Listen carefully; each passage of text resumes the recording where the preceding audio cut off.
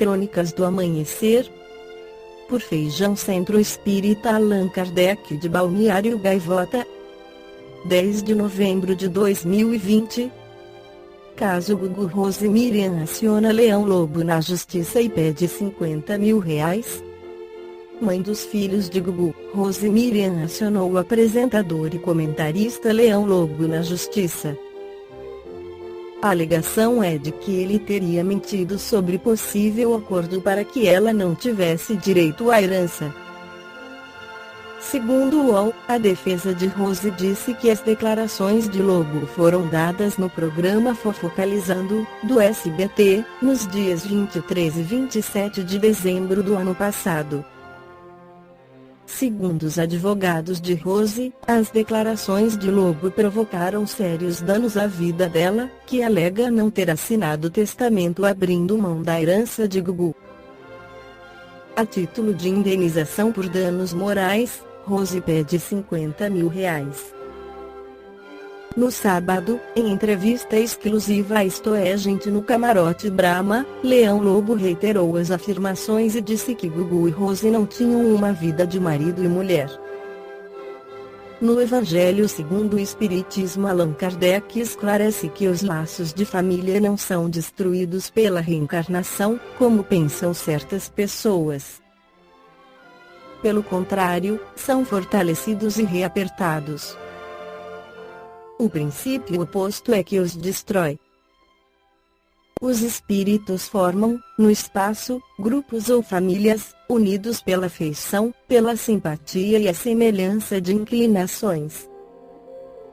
Esses espíritos, felizes de estarem juntos, procuram-se.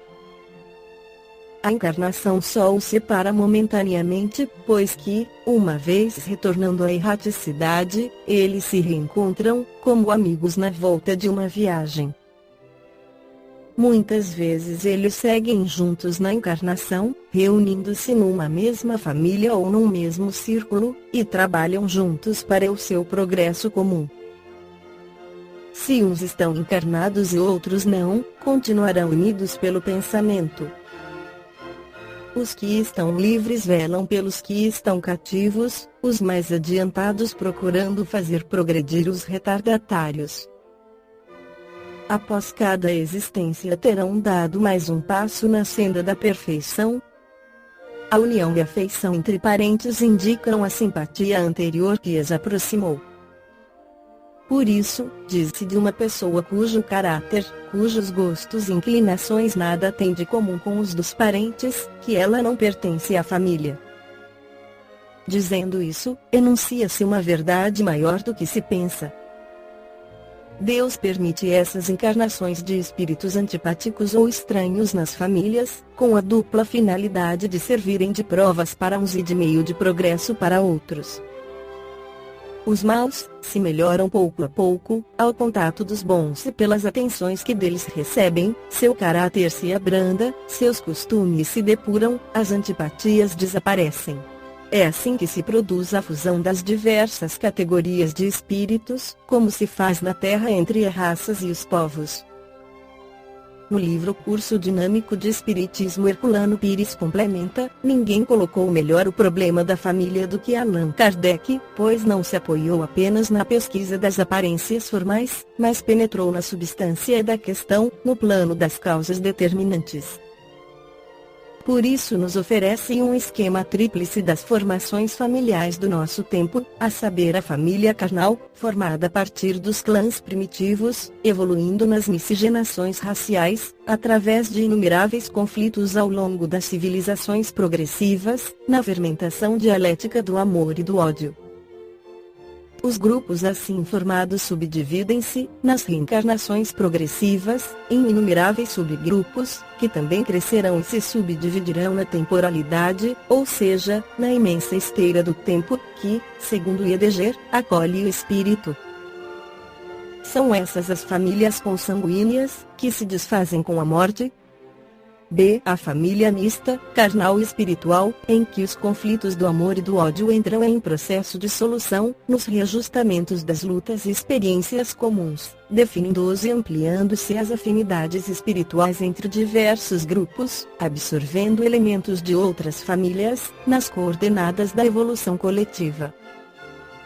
O condicionamento familiar, nas relações endógenas e necessárias da vivência em comum, quebra pouco e pouco as arestas do ódio e das antipatias, restabelecendo na medida do possível as relações simpáticas que se ampliarão no futuro.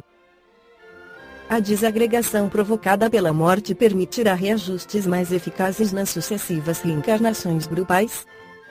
C. A família espiritual, resultante de todos esses processos reencarnatórios, que aglutinará os espíritos afins no plano espiritual, nas comunidades dos espíritos superiores que se dedicam ao trabalho de assistência e orientação aos dois tipos familiares anteriores, mesclando-as de elementos que nelas se reencarnam para modificá-las. Com seu exemplo de amor e dedicação ao próximo. Essa família não perece, não se desfaz com a morte, crescendo constantemente para a formação de humanidades superiores. E fácil, usando-se as medidas da escala espírita em O Livro dos Espíritos, identificar-se nas famílias terrenas a presença de vários tipos descritos na referida escala, percebendo-se claramente as funções que exercem no processo evolutivo familiar.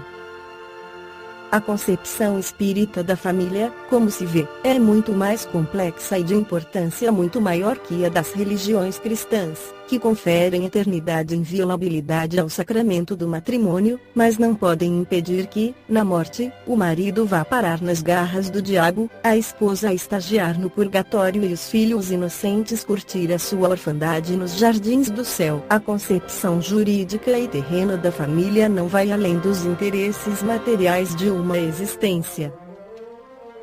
O mesmo se dá com a concepção sociológica, que faz da família a base da sociedade, ambas perecíveis e transitórias. As pessoas que acusam o espiritismo de aniquilar a família através da reencarnação revelam a mais completa ignorância da doutrina ou o fazem por má fé, na defesa de interesses religiosos sectários. A família nasce do amor e dele se alimenta. Não é apenas a base da sociedade, mas de toda a humanidade. É na família que as gerações se encontram, transmitindo suas experiências de uma para outra. Combater a instituição familiar, negar a sua necessidade e a sua eficácia no desenvolvimento dos povos e dos mundos é revelar miopia ou cegueira espiritual, incultura ou desequilíbrio mental e psíquico, falta de ajustamento à realidade, esquizofrenia não raro catatônica. Isso é evidente no estado de alienação em que essa atitude se manifesta, em pessoas amargas, ressentidas ou extremamente pretensiosas, que desejam mostrar-se originais. Em geral, são criaturas carentes de afetividade. Quando se desligam da família natural, ligam-se a grupos de criaturas afins, engajam-se em outras famílias ou tornam-se misantropas destinadas à neurastenia ou à loucura. O instinto gregário da espécie é uma exigência da evolução humana, a que ninguém pode furtar-se sem pagar pelo seu egoísmo. Esta foi a crônica do amanhecer de 10 de novembro de 2020. Por Feijão Centro Espírita Allan Kardec de Balneário Gaivota. Que a paz esteja com todos.